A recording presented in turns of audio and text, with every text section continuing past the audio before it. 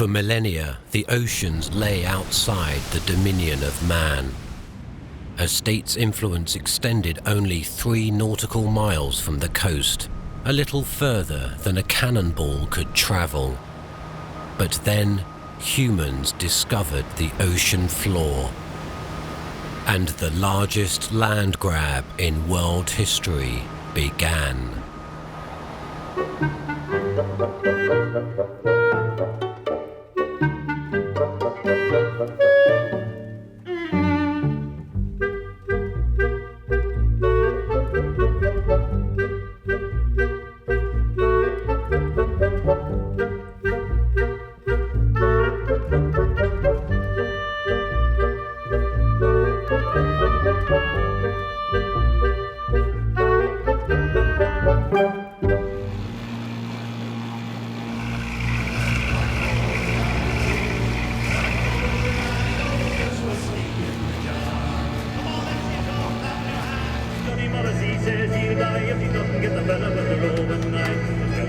I'm Tom McLean, I'm an adventurer. I've rowed the ocean, the North Atlantic, twice. I've sailed it twice in small yachts and also crossed it in a bottle boat.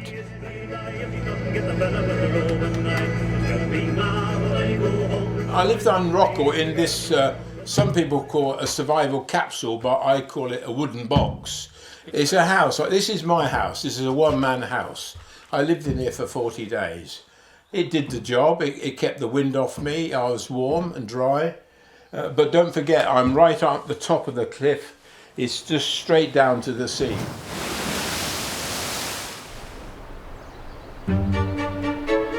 Tom McLean is one of the UK's greatest adventurers. He crossed the Atlantic 5 times, the first time in a rowboat, once in a vessel shaped like a beer bottle. For his latest trip, he sailed from Newfoundland to Portugal in the smallest sailboat ever to cross the Atlantic. Soon, McLean will travel to New York in a boat built to resemble a whale. But Rockall was more than an adventure, however. Rockall was a mission done in service to Mother England. Somebody said, oh, well, what about St Kilda? And I was thinking of going there, but somebody else said Rockall. Rockall's right out there in the middle of the Atlantic, and there seems to be a dispute who owns it. And I thought, well, if I'd be a first civilian to reside on Rockall, that would help the case.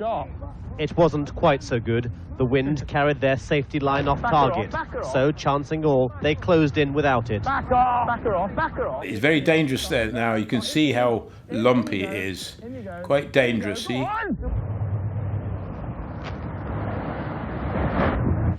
They were far from okay. After that momentary triumph, but then, struck whack, the team. the big wave, and down I go. Down, now it's 50 foot straight down into the foam. Slides helplessly into the surf. The landing at Rockall in 1985 almost cost Tom McLean his life. But he eventually made it to safety and corks flew in London. Getting to the top was only the beginning, however. Great Britain wanted to claim the rock as an island, but for that to happen, international law stipulated that Tom must remain there for 21 days or more. When the boat turned to go home and leave me for the first time,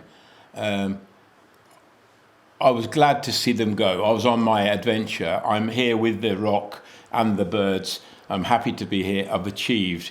I'm making history. A patriotic gesture to remind those who may challenge it that Britannia rules these waves.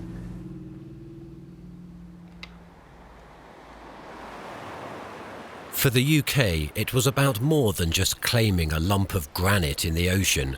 The real objective was to secure the resource-rich area around Rockall. The islet was to play a key role in British territorial claims. The main players in British maritime claims work in an office on the south coast of England.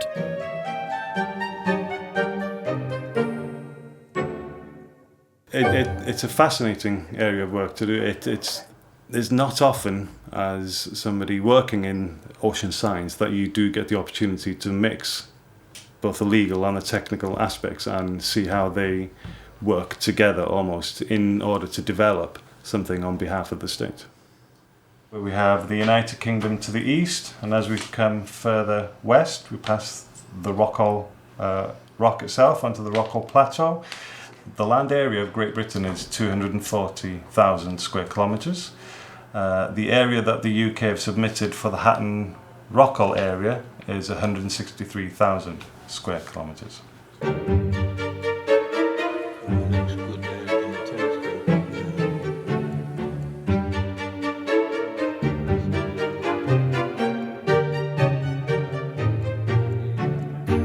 My main reason to go to Rockall was to inhabit it, and if I stayed in international law less than 21 days, I'm only visiting. I had to stay more than 21 days, and by staying there more than 21 days, in fact 40 days, it wasn't a rock, it's an island. I made it an island. Rockall. For the UK to claim the territorial sea around the rock, it had to prove that it was inhabitable. Yet the islet could be easily confused with any rock, and Tom's stay was controversial. So controversial that the UK had to put another territory into the mix, St Kilda. The archipelago increased the British Crown's claim by 160,000 square kilometres. St Kilda has been deserted ever since its 36 remaining inhabitants left almost a century ago. But humans lived there once, and they could live there again, at least theoretically. What does the UK want with all this water? What do you own by owning a piece of the ocean? The idea of the ocean has changed over time. World maps from the past show how rulers and their cartographers once saw the world and what they thought an ocean is. Their maps show what was important to them and what wasn't.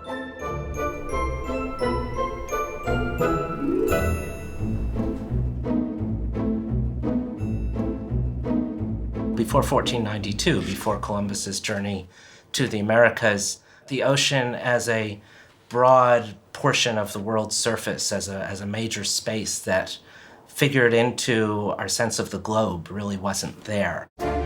In the Middle Ages, the world was thought to be a single large landmass, a veritable megacontinent without oceans. So the ocean really plays no role at all except to show a limit. The ocean shows the limit of society. It shows the limit of God's kingdom, of the kingdom on earth. To the east, beyond the ocean, lay Eden, lay the promised land, lay heaven. Beyond that, there was really nothing mapped. For most of human history, the oceans were projection screens for the imagination, an unexplored and irrepressible world, a mighty barrier, a place of terror.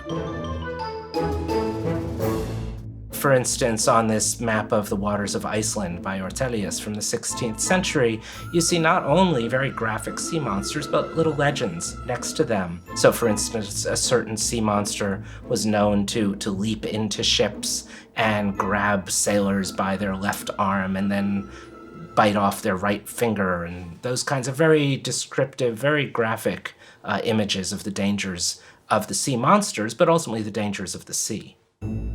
Despite its dangers, the ocean became more and more important over the centuries. As global trade developed, merchant fleets transformed the oceans into vast shipping lanes. People from past centuries would never have dreamed of laying claim to the ocean.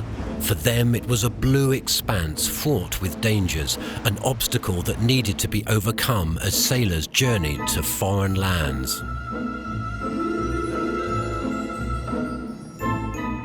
And of course, the two-dimensional bit is ironic because the ocean is so materially three-dimensional. You know, you step into the ocean, you sink. Yet in the 19th and 20th centuries, something happened that changed our idea of the ocean forever. the seabed became a place of exploration. In 1858, as the transatlantic cable was being laid, engineers noticed variation in the ocean's depth. Could this be evidence of undersea mountains? The first scientific study of the ocean floor was undertaken by the German survey vessel Meteor in 1925. Scientists today liken the expedition to Columbus's first voyage, for it began the exploration of a terra incognita, a previously unknown land. Over the next few decades, a picture of the undersea cosmos gradually emerged.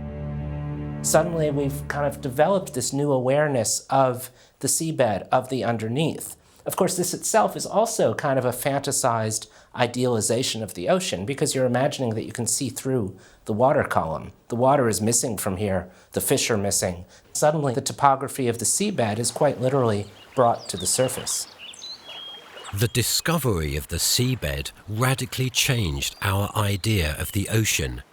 The ocean was no longer just water. It was first and foremost a landmass, a vast expanse that belonged to no one, but that could perhaps be seized.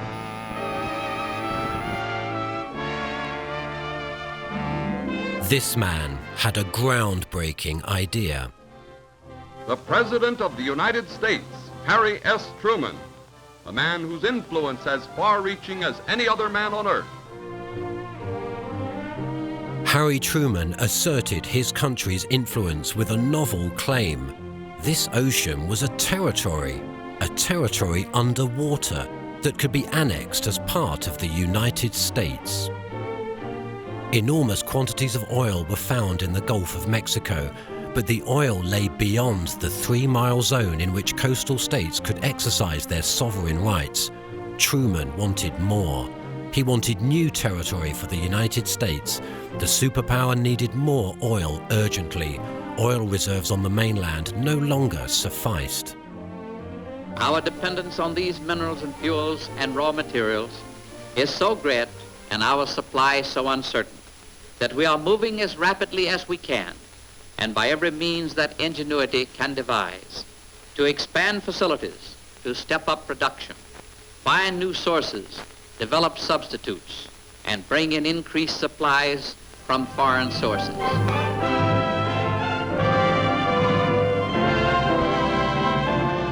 After the Second World War, in 1945, the then U.S. President Truman issued a proclamation declaring that the natural resources in the seabed and subsoil belong to the United States of America. In convincing the world that the American president not only had the will but also the right to incorporate undersea territory, Truman used an argument that built on a recent discovery. Some areas of the seabed are oceanic, others are continental. The U.S. had to have this kind of basis of a geological link between its landmass and the landmass submerged and linked to its territory. And the idea of the geological continental shelf is the basis which the U.S. saw as a legal basis as well. They had to find a link, and the basis that they found most convincing was, of course, science. Yeah.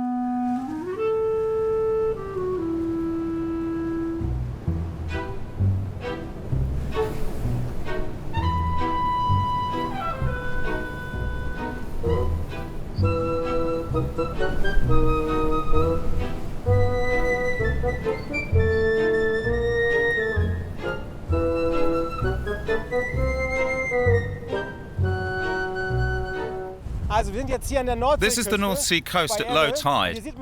We can see how the sea level is defined where the coastline runs.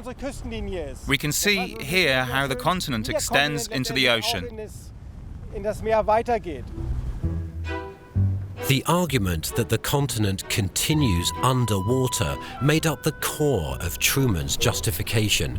This was all the more convincing because the historical events that legitimized this theory reach back far into history.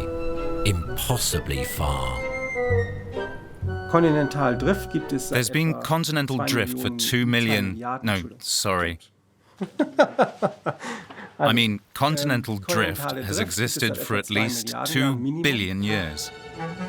Wilfried Jorkat is a geophysicist at the Alfred Wegener Institute in Bremerhaven. Alfred Wegener noticed that the coastlines of North and South America seemed to fit together with those of Europe and Africa like pieces of a puzzle. He also found significant similarities in the geology, as well as in the flora and fauna. He concluded that the continents were once linked together. Otherwise, there'd be no way to explain why their animal and plant worlds developed so similarly. Scientists today believe there was once a supercontinent that at some point began to drift apart. In the early 20th century, this idea seemed completely preposterous. Let's put it this way. His theory aroused a lot of controversy. He was dismissed as a crackpot, but back then he had no way of showing he was right. Yet Alfred Wegener was to be proved correct. His theory wasn't demonstrated until decades after his death. This is where the idea of the continental shelf originated. This is what the supercontinent looked like. 180 million years ago, Africa, South America, Antarctica and India would have been a single landmass. I'll start by cutting out a piece here. Let's say this piece represents India. I'll pull out this piece of cake and the continent drifts away. This area is the continental shelf. Here, we have a little indentation. And this tip, this brim, is expanded and deformed geologically. And this shelf area contains the oil and gas resources that many companies want. The idea that this submerged land mass is really a prolongation of your land territory. You know, it's who can argue that this would not be part of your territory? The more people became aware of the large quantities of oil and gas in the ocean floor, the more coastal states tried to claim it for themselves. They called for an international law based on the geological definition of a continental shelf, yet many states resisted. The Earth's history has not favored each country equally. For instance, Russia has a wide shelf of more than 400 kilometers. By contrast, Southeast Africa has a continental edge of only 20 kilometers. These features are the result of geological evolution. Some countries are lucky, others are not. To balance out the geological differences that emerged over hundreds of millions of years, the nations of the world abandoned the geological definition of a continental shelf in favor of a legal definition that applies to all coastal states uniformly. Regardless of its undersea geology, every country is granted a continental shelf extending 200 nautical miles out to sea, its exclusive economic zone. So the idea of this 200 as a magic number became acceptable to many states at the conference. But the broad margin states did not accept this because, of course, they, as far as they're concerned, they would come out as a loser. And it's not just the U.S. Also other states such as Canada, Russia is also one of those states. So they were not willing to give this up. Ultimately, states with a wide continental shelf prevailed. A clause with momentous consequences was quietly appended to the Law of the Sea Convention. The clause in question is Article 76. It says that a state can lay claim to its geological continental shelf in addition to its legal continental shelf, provided that the state can supply data demonstrating the shelf's outer limits within 10 years. The time limit triggered a veritable run on the world's oceans and the largest land allocation in world history. For the first time in the history of humanity, a land grab occurred, based not anymore on traditional forms of power, but rather on geological findings.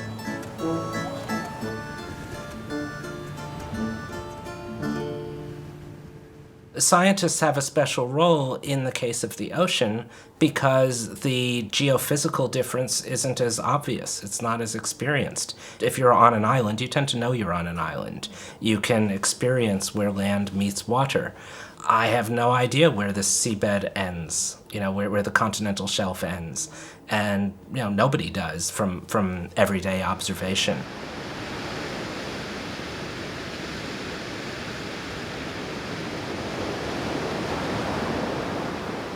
So I would like to explain you now how actually Article 76 of the Convention on the Law of the Sea actually works. And it's all about natural prolongation of the landmass. So we have a landmass here.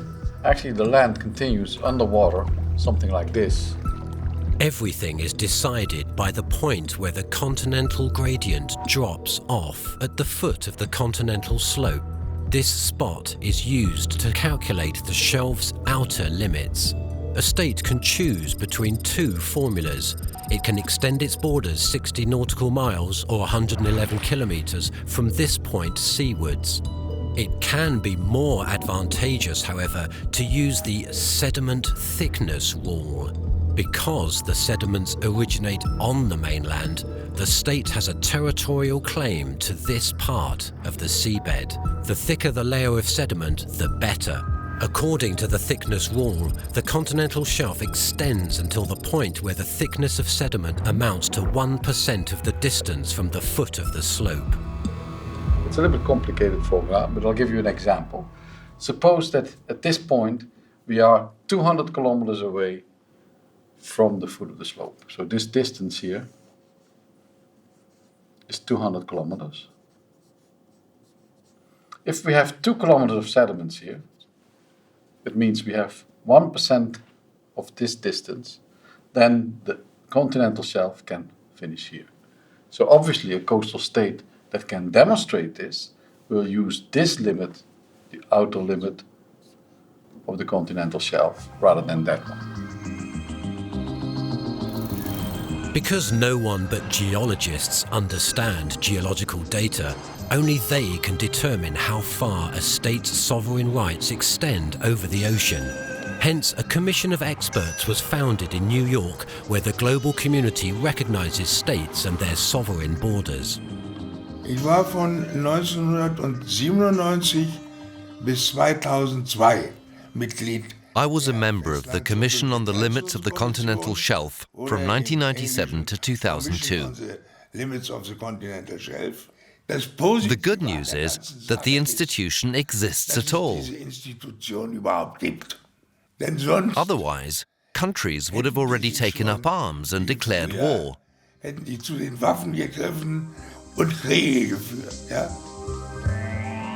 Karl Hintz helped build this commission, yet now he is among its fiercest critics.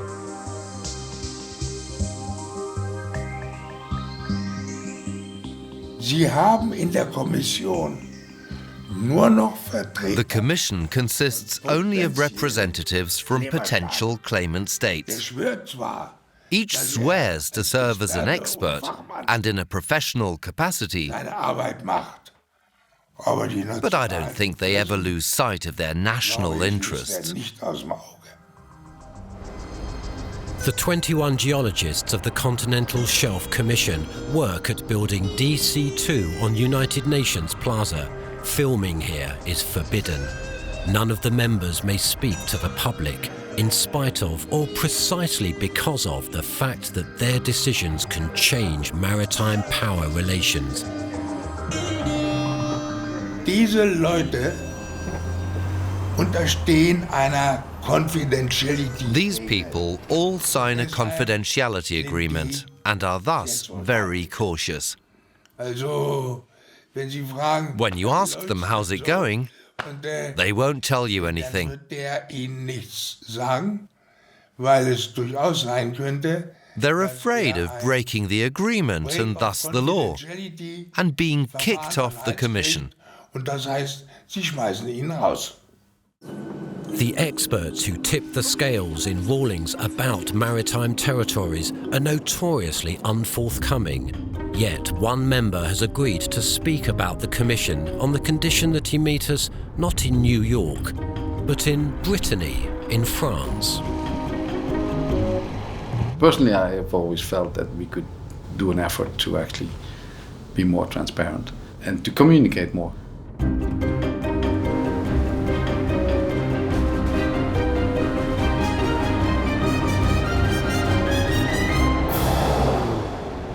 So my name is Walter Roest. I'm a marine geophysicist. I work at Ifremer in France, and I'm a member of the UN Commission on the Limits of the Continental Shelf. Well, the first thing I should say is that the work of the Commission, yes, it's true, is quite treated in a very confidential fashion. And the main reason behind that from the beginning, well, there's two reasons. One is that we're dealing with sovereign rights of states. Secondly, many of the states submit data that are actually confidential data derived from petroleum industry, for instance. And those data, they have to be treated with a very high level of confidentiality. There are powerful interests behind the states' petitions. Seabed data have enormous economic significance. This information contains important clues for where natural resources might be located. Industries and states are not inclined to share this information, which can be worth billions. I think what I could say is that as members of the Commission, I think we consider ourselves really scientific and technical experts, but we also are very conscientious of the fact that our recommendations or our decisions that we make have huge impact, both politically, economically, and so on. So, is it possible to distinguish those two? The geologists in the Commission have the job of evaluating continental shelf data submitted by countries. Officially, the Commission only makes recommendations, but since their conclusions are not corroborated by anyone else, they have de facto authority to decide which nations get which territories. 5 nations that border the Arctic Ocean are in a bid to extend their sovereign rights in the direction of the North Pole: Denmark, Canada, US, Norway, and Russia. Each wants as much territory as possible. The area is estimated to contain 10% of the world's oil reserves.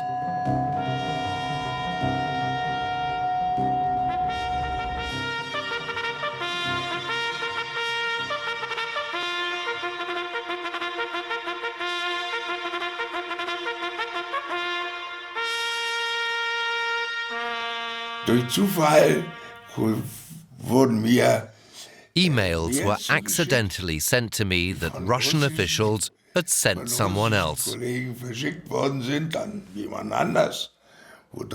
One said, Hinz has turned down the Russian submission.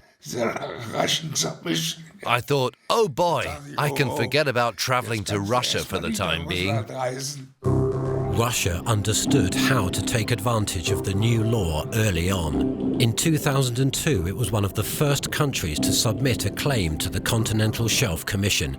The Russians asserted rights to no less than the entire Central Arctic, an area of 1.5 million square kilometers, including the North Pole. Karl Hinz was known as the man who shot down Russia's claim on account of insufficient scientific evidence. But Russia employed a trick that many states are using to push through their claims even after they are rejected.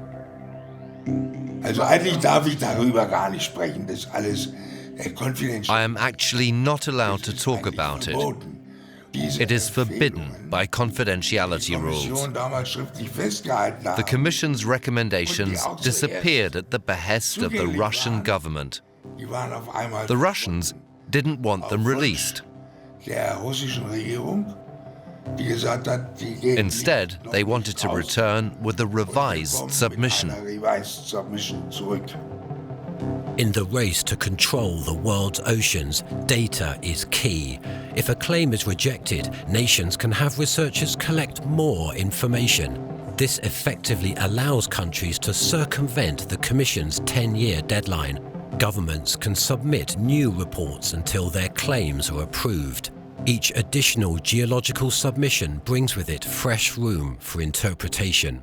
The name of the game is, if you want to have the best answer for your maritime boundaries and/or the best answer for your extended continental shelf, you go out and collect the best modern-day data possible to go and use for your final application for law of the sea to ensure that the answer is the best that it can be. Russia has since submitted revised data to the Continental Shelf Commission. But Canada and Denmark want the North Pole too. How can other countries with the same scientific arguments claim the same territory?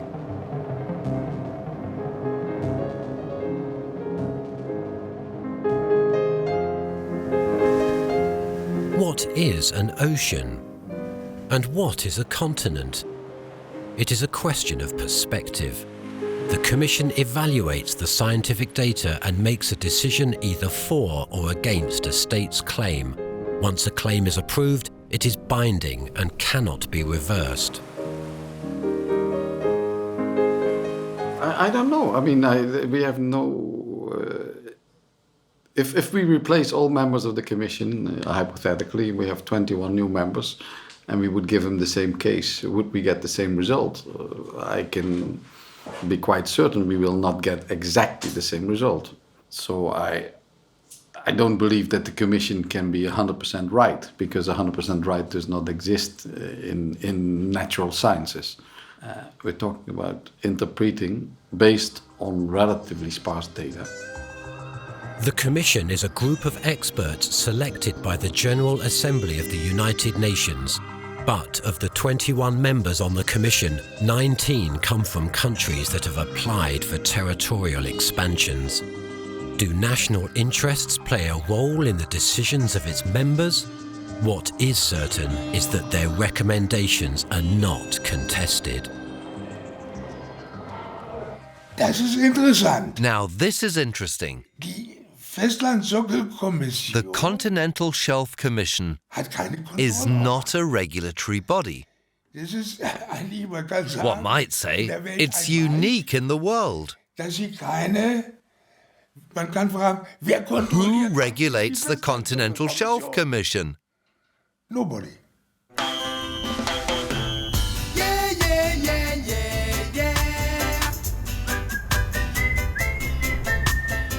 Why Kingston? Well, there were two candidates, Jamaica and Malta.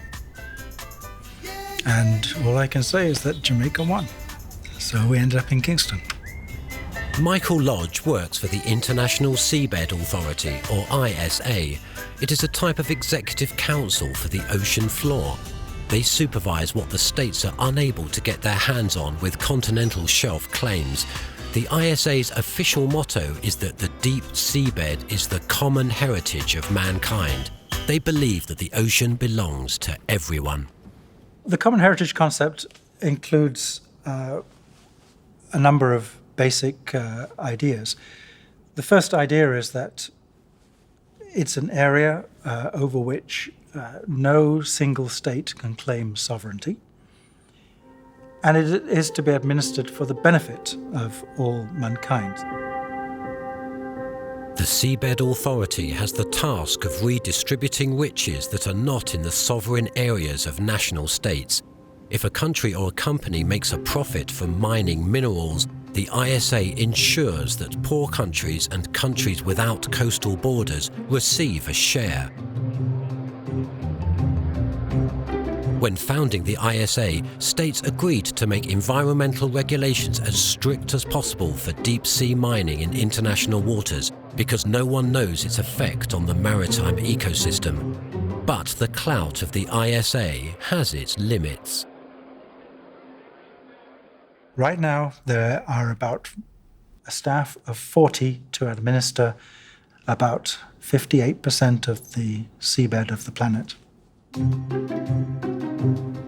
In the third floor of an office building at 14 Port Royal Street in Kingston, ISA council members tend to the maritime heritage of mankind, around a third of the Earth's surface. So the ISA has no standing in the Continental Shelf Commission. It's not an observer to the Commission. It has no right to object to a recommendation of the Commission. The Commission's recommendations go only to the coastal state that is making the submission and not to anybody else.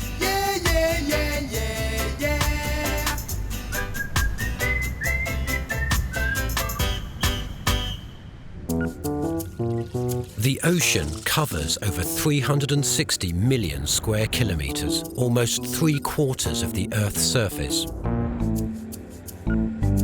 Over 40% of this area has been assigned to legal continental shelves. Claims on expanded geological continental shelves make up another 10% of the ocean. It is now projected that around 57% of the oceans will eventually be under the control of coastal states.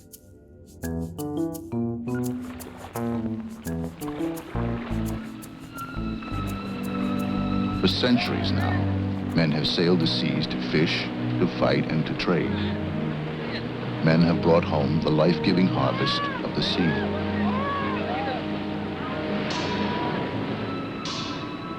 But now other men have come to the sea.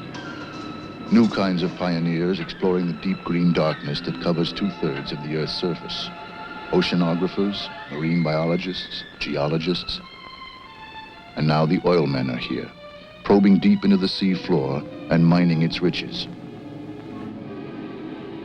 In the year 2000, that's the latest set of figures that we have, the International Seabed Authority, which is based in Jamaica, they came up with an estimate as they saw that governments were starting to work through this more recent component for law of the sea for the extended continental shelf.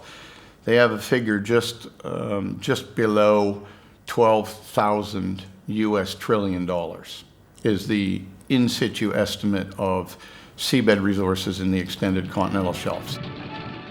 Sulfur, diamonds, metals, petroleum. If we want them, if we need them, we must find a way to get them.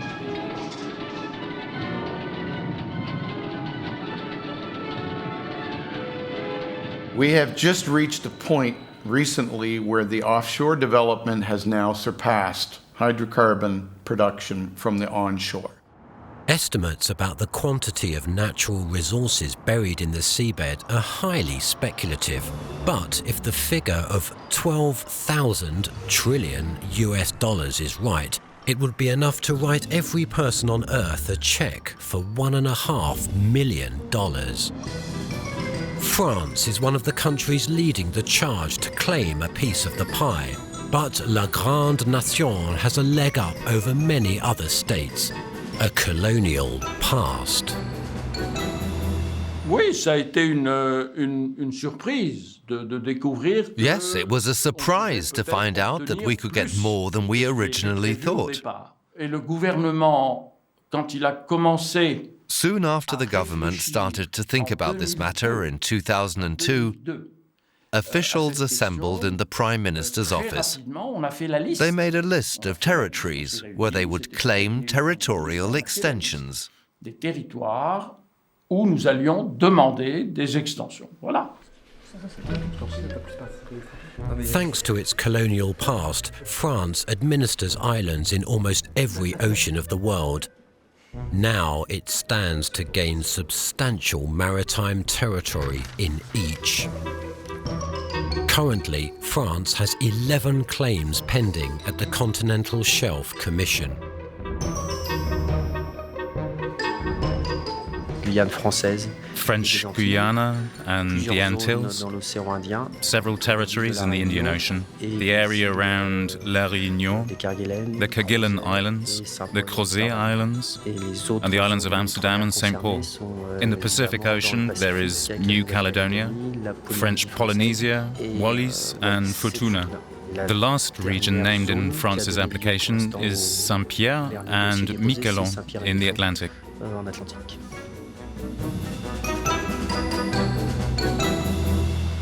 France has claimed territories amounting to some 12 million square kilometres, around 20 times the size of continental France. If the claims are approved, it will become the world's second largest maritime nation, its sovereign rights stretching over an area of the ocean almost as large as the entire Arctic. Science is decisive for expanding the continental shelf because all the petitions are based on scientific evidence. You can't go to the Commission on the limits of the continental shelf and say, I am a member of the Security Council and I want to expand my country's continental shelf. That's not how it works. Politics has no place here.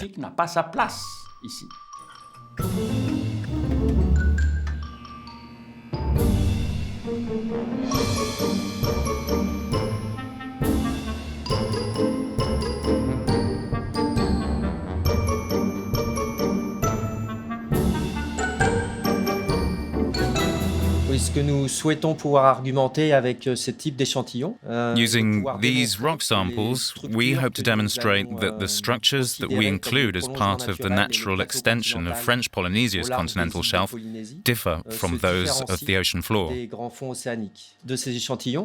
We are trying to conduct a kind of paternity test. We want to find out whether the area belongs to the continental shelf or to the deep ocean basin.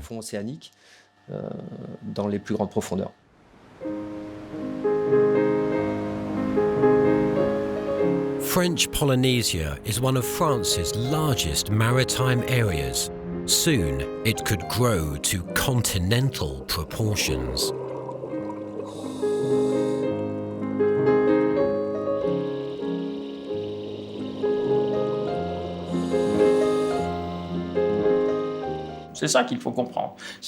People need to understand it's not just France that proceeds in this way.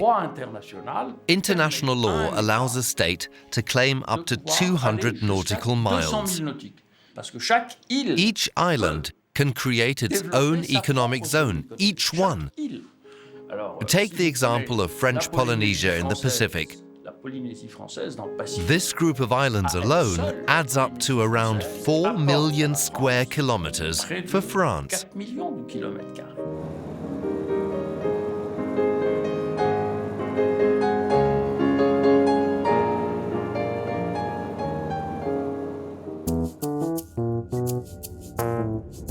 Islands represent a crucial trump card in the battle to control the world's oceans.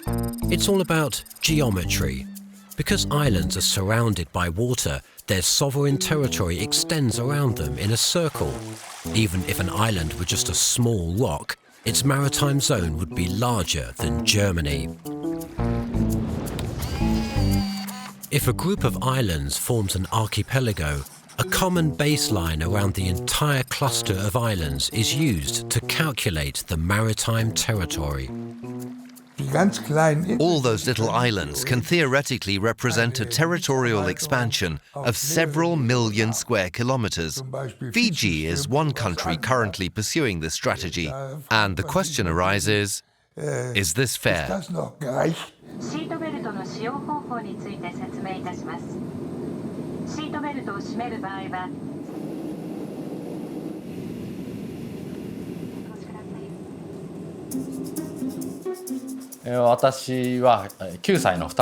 have 9-year-old twins. Their names are Tamaki and Iwao. I gave them these names because each is written with the Japanese character meaning atoll, though they are pronounced differently. This man is Japan's hope in the race to claim the world's oceans. He cracked the genetic code of a life form that could help Japan add several 100,000 square kilometers to its territory. Hajime Kayane is a geoscientist at the University of Tokyo. He specializes in corals, organisms that display characteristics of both animals and plants. Corals are creatures, but they harbour plants in their bodies with which they share an active symbiotic relationship, to which they supply sustenance. Yet Kayane has delved further into their biology, into the secret of their reproduction, and found a method for breeding them on a large scale. This is a novel approach, and we had to overcome many hurdles, and it started as a big experiment. We are the first in the world to use this technology. Mass-produced corals. 60,000 tiny coral babies are being artificially bred at a farm on Akajima, a small island off the coast of Okinawa. But for what purpose?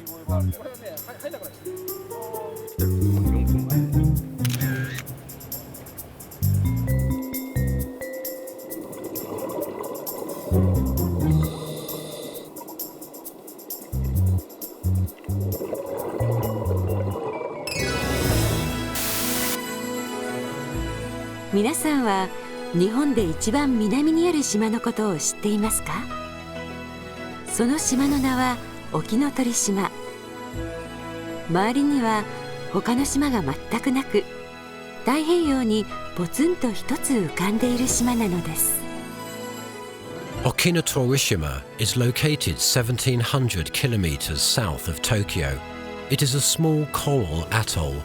During high tide, it clears the surface by mere centimeters. Japan regards it as an island, but the existence of Okinotori is under threat. There is speculation that ocean levels could rise between 20 and 100 centimeters by the end of the century. If this happens, Okinotorishima will vanish. But Japan has decided that Okinotori must not vanish. Its maritime area represents a massive territorial expansion, bringing with it sovereign rights over fish and other natural resources. The surface area of the Japanese mainland totaled 380,000 square kilometers. When Okinotorishima is included, the exclusive economic zone increases by 420,000 square kilometers, an area rich in fish and mineral deposits.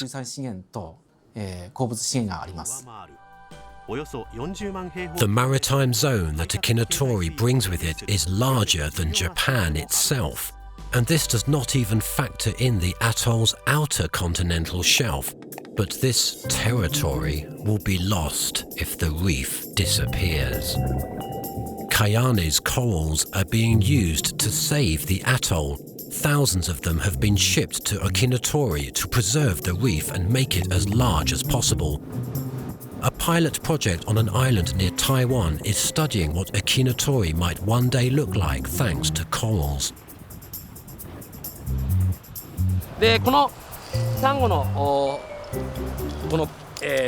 corals, these branches of corals, are continuously bred to keep the atoll alive. This is a decisive factor. Divers will monitor the reproduction and growth of the corals. Soon, Okinotori could become a real island like the pilot project on Barasu, which consists entirely of old corals. Japan's resourcefulness is not being welcomed by everyone, however. Its new maritime claims have raised tensions with its powerful neighbour China, which itself is currently involved in island territory disputes with a whole array of countries. As states attempt to extend their maritime zones as far as possible, many international conflicts have arisen. Operating with due regard as required under international law. In the South China Sea, 8 countries are fighting for oil reserves valued at $100 billion. under international law. There is no part of the world that is safer than others. In other words, with 53% of all maritime boundaries within the EEZ unresolved, we're seeing conflicts raising up to volatile levels driven predominantly by resource development for the offshore. Typically, we'll end up having a coastal frontage area that looks like this. And let's say that we have a land boundary where country A is sitting here and country B is sitting here. Back in the 70s, when we were moving from oil and gas exploration on land to the marine area, they may have negotiated a provisional boundary that sort of allowed them for country A to issue offshore oil and gas blocks and country B. And let's say in a more recent scenario, an extremely large discovery is made. And let's say the neighboring country, country B, then all of a sudden says, we'd like to have some of that.